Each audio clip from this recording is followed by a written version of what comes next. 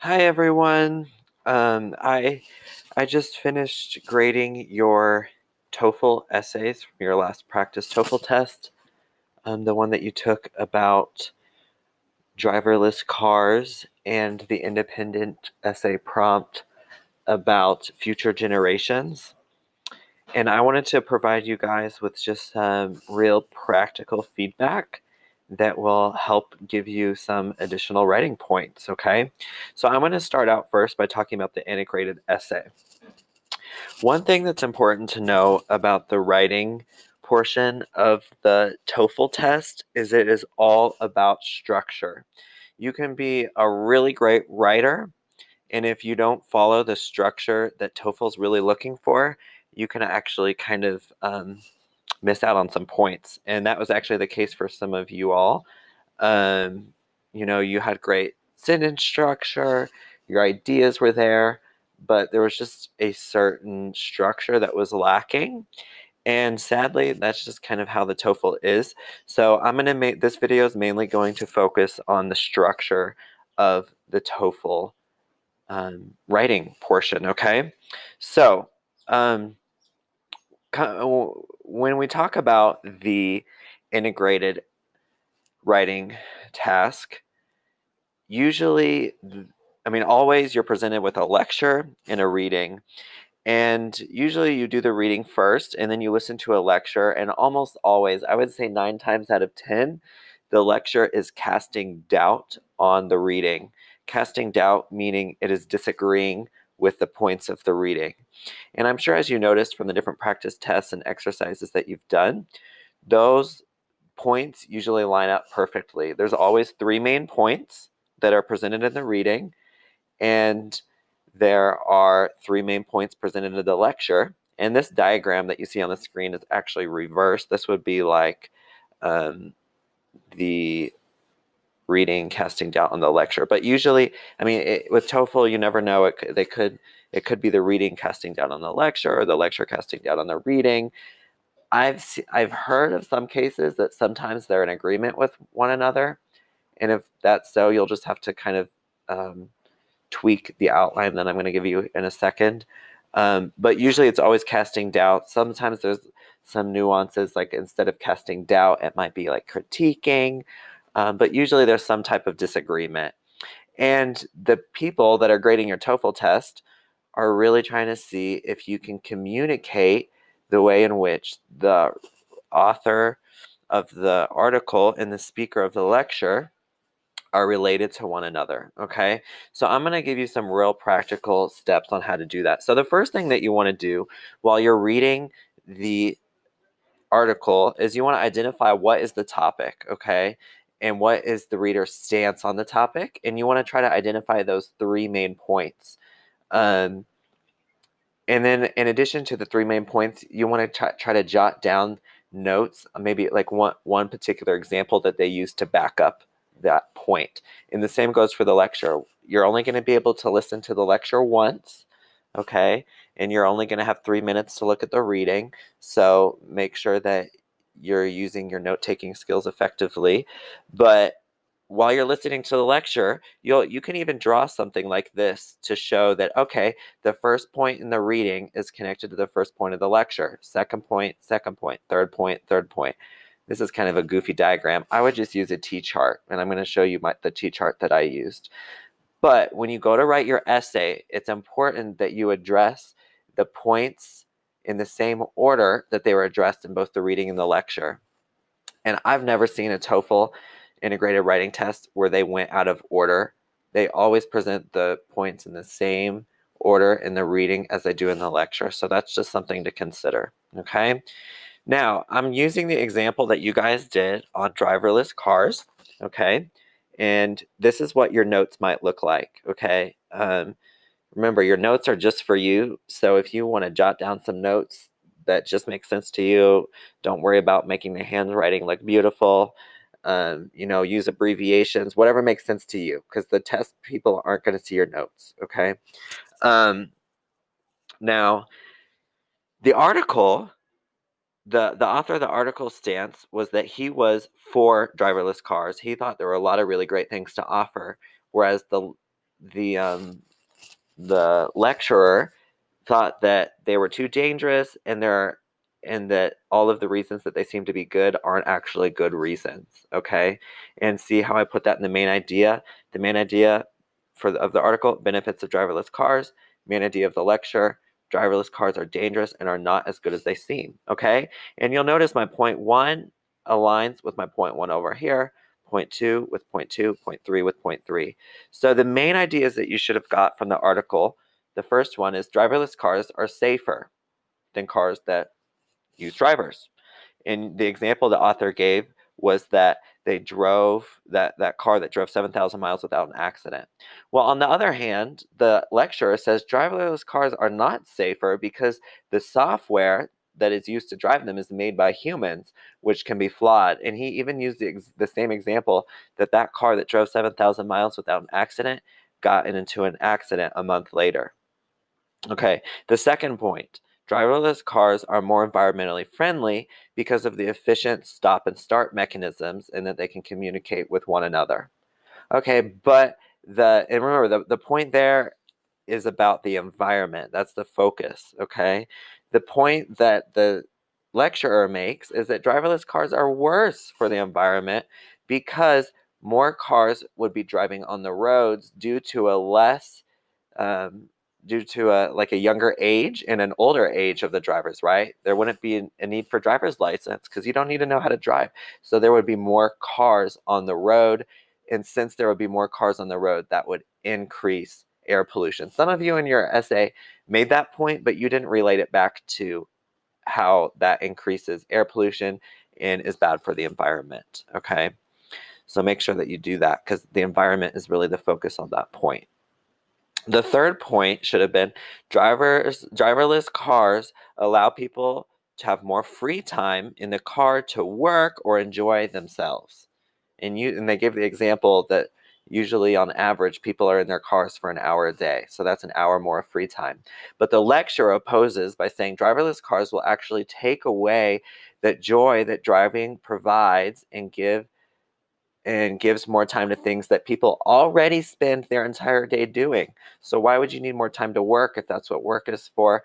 Why would you need more time to scroll through Instagram if you can do that at home? I don't think they used the Instagram example. I just made that up. So make sure you don't bring up an example that wasn't actually said in the text. Um, and then he also brought up the example about people going on a Sunday drive for fun, and that would take away from the fun of that. Okay? I didn't write that in my T-chart, but maybe I should have. Okay, now your notes should have looked something like this. You don't have to write your notes in complete sentences, use bullet points, but make sure that you at least get the stance that the writer takes and the speaker takes, and the three main points of each, along with the examples, because you'll want to make sure that you come back to those examples in your essay. All right, now this is the part that's going to make your life a lot easier. Usually, if I teach you how to write, I would teach you guys all types of creative styles and different types of sentences and figurative language and sentence structure. But keep in mind, um, the integrated TOEFL essay is really boring, and you don't need to make it any more exciting than than it than it is. Okay, so some of you are starting your introductions with this elaborate thing about driverless cars, and you're pulling in information that you knew from other places. That's not what they're looking for here. They're looking at how well you can synthesize the information from the article and from the lecture. Okay, so leave all that other information that you know away. Okay, that can come up later in your independent essay. But this is a really great outline, and I honestly encourage you guys to memorize it, okay? Or at least get the gist of it in your head, okay? And I'm going to show you what this outline looks like when applied. So the first thing you want to do is bring up the topic. So the lecture and the reading both discuss driverless cars, right? That's what you would put there. That's just the topic. While the reading states that blank, okay, so this is where you put the stance of the reading, the lecture refuses this, saying that blank, okay? And then you say the stance of the lecture, okay? It's really important in the integrated essay that you consistently refer to the writer or the author of the article says this or explains this or shares this or supports this. And then it's also important that you constantly use the word the lecturer or the professor or the speaker. Okay, it's important that you use those words so that you're able to show the contrasting views. All right, and then you can start out your first body paragraph. First of all, the reading claims, or I would even say the author of the article claims, okay, blank. However, the lecturer argues that blank. So this is where you talk about not the environment, the safetyness, because that was the first main point where in our T-chart. So the first body paragraph aligns with this first main point. Okay. And then the same thing for the following paragraphs. In addition, the reading or the reader may, or not the reader, the author of the article makes the argument that the lecturer counters this by stating, according to the professor, and then this is where you can go into those details. Okay. Um, and then lastly, blah blah blah, and and then that's your third paragraph, and you go into the third point, basically repeating the same format for all three body paragraphs, but both times sharing the stance of the writer, and sharing the stance of the lecturer. Okay. um, if you're running out of time, don't feel pressed to write a full conclusion paragraph. This is really all you need. Okay. um, I'm going to show you guys an example now, and look, this conclusion paragraph is literally 2 sentences long. I would much rather you go back if you have 7 minutes left and you're like, ooh, I'm going to write a conclusion. No, just go back and edit the rest, the previous things that you wrote to make sure there's no errors, it flows well, your ideas are well developed. Okay, so here's an example. This is a perfect example. It's simple. I didn't add a lot of um, creative ideas or figurative language. I didn't bring in any anecdotes, or I didn't bring any of my own personal experiences. It's just clear and simple. And honestly, with the TOEFL, this is what they're looking for. Okay. So you can see how this this whole essay corresponds to the outline I gave you. The article introduces the topic of driverless cars. More specifically, the writer discusses the benefits of using driverless car technology. The lecturer is in the listening passage disagrees. He believes that driverless cars are potentially dangerous and attacks each of the claims made in the reading. So you see, this introduction paragraph doesn't use the exact same sentence structure here. That's fine. They're both great, okay? I'm not saying memorize this word by word. What I am saying is memorize the format of it. Think of it in the back of your when you're going. You can use whatever structure you want. Both of these work. They're both great. Let's look at an example of a body paragraph. In the reading, the author begins by stating that driverless cars are safer than the ones operated by humans. You could even add a little detail there because of the software that is able to whatever. Okay, whatever he said. In the listening, the speaker mentions that driverless cars are made by humans, which implies that they can malfunction. On top of that, so this is where you're going deeper into an example. That key phrase on top of that, that's what that is. Up here in the template, instead of saying on top of that, they say the lecturer refutes this by saying that, oh, wait, sorry. No, furthermore, the professor states that, and this is where you're going into more details, okay? So on top of that, the example mentioned in the article of the car that drove for thousands of miles without incident actually got in an accident just last month. Okay, so that completely negates everything that the reader said. Okay, the next paragraph. The author also claims that driverless cars are safer for the environment because they will be more efficient in managing when to stop and start the engine. Oh, look, that corresponds really closely to what I said in my T chart. Are more environmentally friendly because of the efficient stop-start mechanisms. Okay. But remember, the purpose of this is to show that the lecturer and the author are in disagreement. So again, the lecturer making explicit reference to the author and to the lecturer again believes that there are flaws to the writer's logic. The speaker holds that more people will buy driverless cars because there will be fewer age restrictions. And going even more detail about what I mean by that, or what, not I, but the lecture. Younger teens and older seniors will be able to drive since they don't have to control the vehicle, which in turn will lead to an increase in admissions.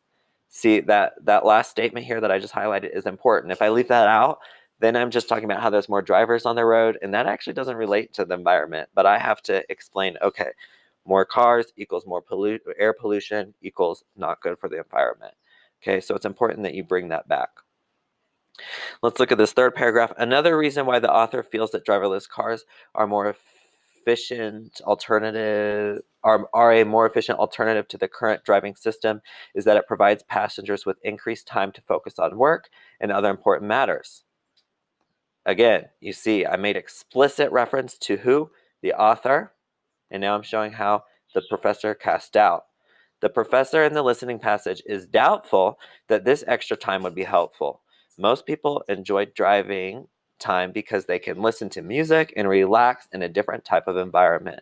The lecturer believes that this extra time will be wasted with distracting entertainment or extra work. And see how short the conclusion is here?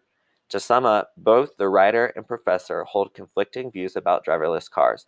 It's clear that they will have trouble finding some common ground on the issue. And this is a great essay. There's minimal grammar errors. It's okay to have one or two grammar errors and still get a perfect score, but make sure that you take at least 5 to 7 minutes at the end to go and review your grammar mistakes, okay? Review your sentence fluency, or make sure your ideas are well developed, that you have an example to back up everything. All right. The other thing, this is kind of a side note, make sure that when you guys are doing these practice tests on your own, that you are not using Google Docs, that you're not using Microsoft Word. Notepad is a great one because it doesn't give grammar correction suggestions. If you're getting Grammarly updates or Microsoft Word updates to show, oh, you spelled that wrong, that's not going to help you for the real thing. Sure, you might be able to get a better score on these practice tests, but these practice tests don't have anything to do with your college application. If you're kind of using these grammar correction softwares during your practice tests, then that's something that us teachers can't be aware of, and we're not able to help you. So make sure that you're being as honest as possible with this, and if you're not, then you're really only hurting yourself. Okay, so that's just a little side note.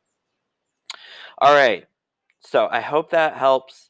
Use this outline. You can see that like you don't have to be married to this outline, meaning this isn't like 100% like what you have to do, because you'll notice that this essay uses different transitional words, it uses different sentence structure, but I definitely like this is what you need to do. This is the format you need to follow.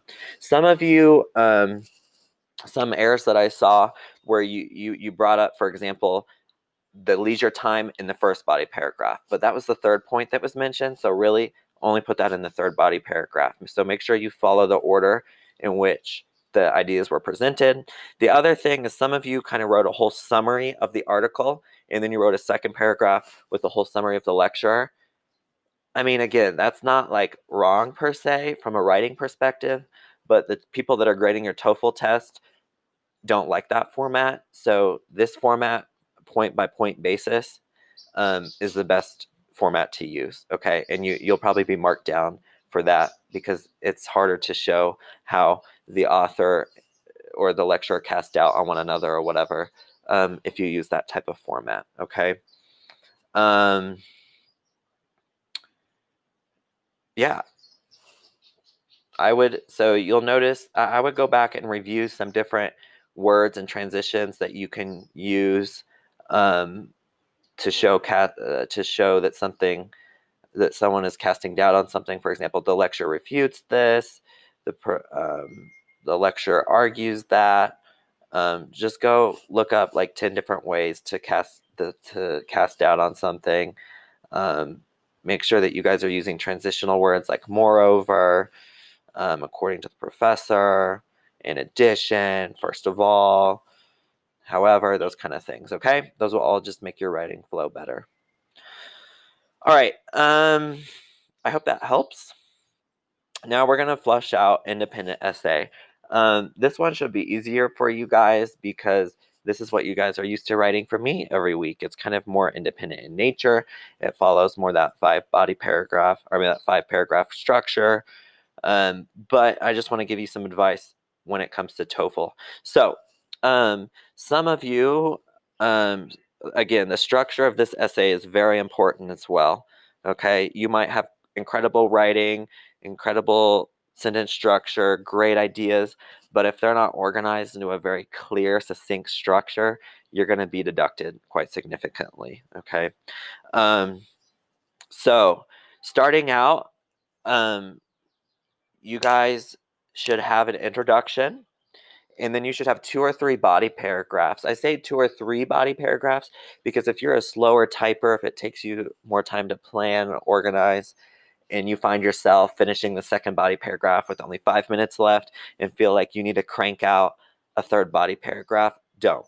Okay. I would much rather you have 2 very well developed, well written body paragraphs than 3 poorly written body paragraphs. Okay. So don't feel pressured to write 3 body paragraphs. All right. So let's take a look at this. The hook.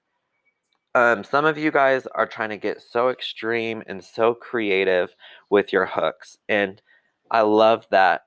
Um, I love that creativity, and definitely use that creativity for my essays, for my classes. But again, the TOEFL people are just looking for simple. They're looking to see that you can communicate a thought clearly and not necessarily super creatively with a bunch of descriptive words and just a lot of fluff. Okay, so make sure, and you'll see. I'll give you an example of what a hook would be for TOEFL later. But make sure your hook is just one. I would recommend just honestly one sentence, because sometimes your hooks can almost get the reader off topic.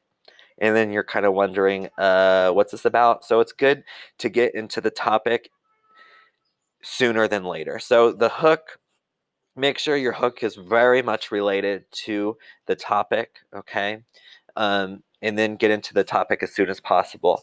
Oftentimes, independent essays will ask you to agree or disagree with something, share your opinion about something. Usually it's something that has multiple views. So a good thing to do is after your hook is kind of introduce some of those views. You don't need to go off quoting organizations like World Health Organization or like a recent study, because really independent TOEFL essay shouldn't need any research because you're just using from your knowledge brain of whatever is in your brain. Okay. um, but you can introduce the different topics. For example, for this topic it was, are we going to have a positive or negative influence on the coming generations? So you could say some people argue that because of technological advances, we will have the um, positive influences on generations to come. However, some people also argue that because of whatever you want to say, technology, it will actually have a negative influence on generations to come. So that's where you kind of provide a little bit of context on the topic, introduce the topic, share multiple views, and then you want to transition into your stance. Okay, so engage them with a 1 sentence hook. Introduce the topic by showing the multiple perspectives. You don't have to go super crazy about this. Keep it just 2 or 3 sentences. Probably 2 sentences is fine. And then your thesis is your stance. So this is where you clearly state, I believe that because of the choices the current generation is making, this will have negative consequences on the future generations. So that's a clear stance. Okay. For the body paragraph, it really depends on the prompt. Okay. But typically you'll follow this structure, and you guys are used to this. This is nothing new to you. Okay. So you need to have a clear topic sentence, right? Even before you get into all of this, I would just jot a quick little outline off to the side. Don't spend any more than a couple of minutes doing it, but it's good to kind of jot an outline down so that when you go to write it, you know where you're headed. But topics in it. So let's say my stance is that our generation will have negative consequences. Then my topic sentence might be, 1, this is because of increased pollution, and 2, this is because of the harmful effects of technology. And then I need to think about, okay, pollution. Well, there's my first supporting idea could be maybe just trash. We're littering everywhere. And the second one can be polluting the air with carbon emissions. Okay. And so for each of that, you need to come up with an example. So maybe your example is you often walk outside your house and you see trash all over the ground or something like that. And then the second example about air pollution is just your knowledge about greenhouse gases or carbon emissions or whatnot, and then a conclusion sentence to wrap it up. Okay. And you would do the same thing here. So, why else? What's your second reason that it's going to be bad? What do we say? Um, Pollution and forgot what I said earlier. But that's fine because there's an example essay here. And then, yeah, so like I said, if you finish and you have 15 minutes left and you're like, okay, I can write a third body paragraph, sure, go ahead and do that. But if not, don't do it. Just write a quick 3 sentence conclusion to restate everything and go back and make sure you give yourself at least 5 or 6 minutes to edit. Okay. So you're editing sentence structure, verbs, you're making sure your ideas are well developed, those kind of things. All right. So here's an example of an introduction because I think the introduction is almost the hardest thing to write. And it's important that you start out with a strong introduction paragraph because that'll set the tone for the rest of your essay. So I highlighted the hook in green, okay? And this is literally an example essay from what you guys just wrote about. So our current way of life will have a negative impact on future generations. Do you agree or disagree? Use specific reasons and examples. If you didn't have examples in your essay, you got deducted quite a few points, okay? So the hook in this example is life today is more comfortable and convenient than ever. See, that's nothing too crazy, okay? That's all it is. And now the orange here is getting into the topic and explaining the different perspectives. So, modern society has produced some amazing innovations that have radically transformed our daily habits and intimate relationships. However, many are concerned that the way we live now will have a negative impact on future generations. So here we're talking about, okay, there's been a lot of great things for modern society, but some people are concerned that that's not a good thing. And then what do you say? And then this is your transition. I totally agree. You don't have to say I totally agree. You can say I agree with the fact that the future generation will reap the consequences of today, whatever your statement is. And then you can go into a more specific statement where you can list the reasons that you're going to give. Our current behavior will definitely hurt future societies because we waste too many resources and use too much energy. So these two reasons, you notice there's not 3 body paragraphs here. There's only 2, and it's still good. It's fine. Will definitely hurt future societies because we waste too many resources. So I would probably change this to because we produce too much waste based on what they say later in the paragraph. I didn't write this, by the way, and use too much energy. Okay, so as you can see, there's 2 body paragraphs. Let's get into it. Humans are producing more garbage than ever. That's your topic sentence. So this paragraph is going to be all about human waste, littering, garbage. Okay. Every year, the rate of waste increases as the population continues to expand, and a lot of this garbage isn't recyclable. A few years back, I was living in New York City. So they're going into a personal example here. Right after giving the reason, that there's a lot of waste and it's not recyclable. So now they're getting to a specific example. I was surprised to see garbage cans on almost every street corner that were constantly filled to the brim. The brim is the very top. My own small apartment building with only 10 small apartments had over 100 bags of garbage by the end of the week. I'm just as guilty as wait I'm just as guilty of waste as everyone else. I filled up a whole garbage can with junk almost every single day.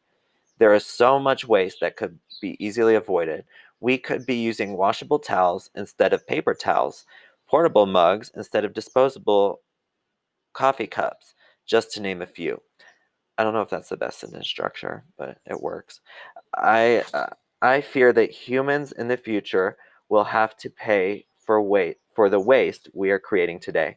So see this conclusion sentence. This is important because it ties it back to the main argument, because otherwise it's like, what is this about? Is this about littering? Or, oh no, it's about how we're influencing future generations. Okay, so make sure you just tie it back together with that conclusion sentence. And you can see their main point here was pollution, and she gave a few examples. Um, all of the garbage cans in New York City, the garbage cans in her own apartment, and then she even gave a recommendation about what we could do to avoid this. Okay, and it related back to the idea of recycling, which was stated towards the beginning of the paragraph. Okay, and then the second paragraph, not only does the amount of waste we are currently that sorry, not only does the amount of waste we currently generate harm the environment, but so does the energy we consume. We still rely on fossil fuels to power our cars and heat our homes. The electric companies that supply citizens with energy needed to live still use coal and natural gas. Every day, we are pumping an enormous amount of carbon dioxide into the atmosphere, speeding up the rate of global warming. However, few people have changed, including me. In the summertime, I have the air conditioner on at the highest possible setting.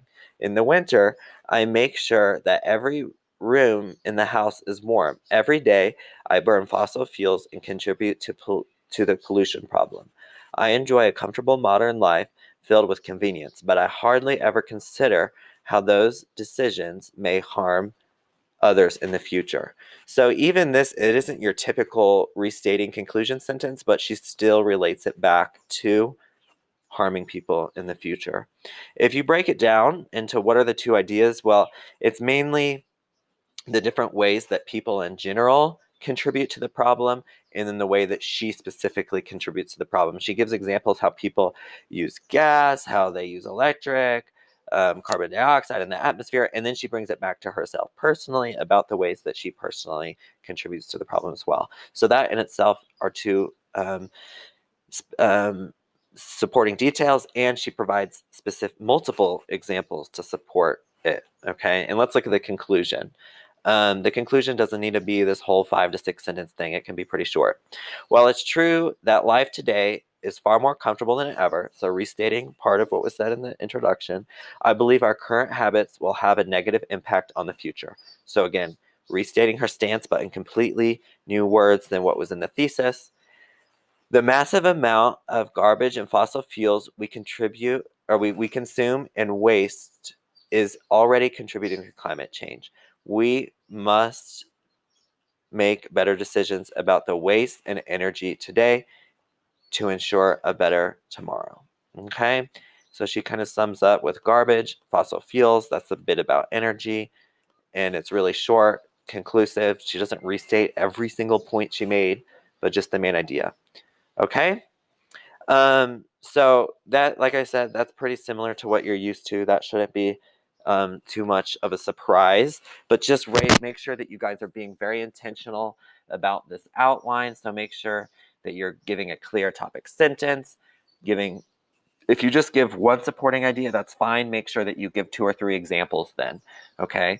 But I think it's always good to provide a couple supporting ideas if you're having like in this first paragraph, she didn't give 2 drastically different ideas. It was really all about garbage, but she gave multiple examples. Okay, so just make sure that you guys are being thorough. Make sure you're being detailed, but please also make sure that you're not being random.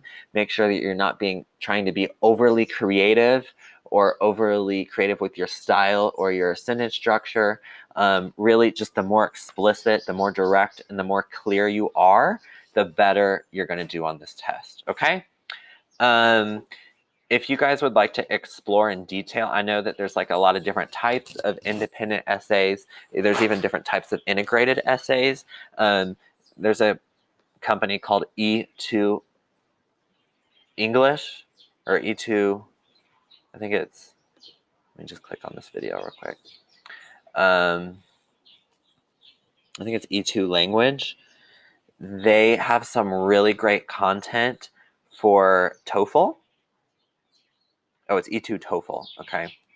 E2 TOEFL. They have some really great content on how to do speaking activities, writing activities, listening, all of them, okay? So I'm sure Matt has already sent you some of this information, but regarding the TOEFL essays that I just graded for your last practice test, I think that these two videos in particular, you guys could gain a lot of great practical information about how to take notes during the integrated essay, how to plan, how to make a really quick outline in like under 2 or 3 minutes, how to structure it better depending on what type of independent essay you're presented with. They're a bit long, they're like 30 to 40 minutes each, but they're definitely worth checking out because they just break it down really well. And the great thing is they also provide you with some examples and some practices so you can practice with them, and then they provide an example essay at the end of the video so you can kind of compare what you did versus what they did. And again, they provide some great templates and further outline. So definitely check it out. I mean, obviously it's not required, but if you want to get better, then you would check it out. Okay? I hope this video was helpful to you. Make sure that you go back to your essays. Don't just watch this video and end, okay? But make sure that you go back to your integrated essay about driverless cars and your independent essay about negative impacts on future generations, and compare these examples to yours and make changes, make critiques, email me with questions. This is a better way to write this, okay? Yeah, I hope you guys enjoyed this video. Please email me or WhatsApp me if you guys have any questions or would like clarifications on anything. Bye.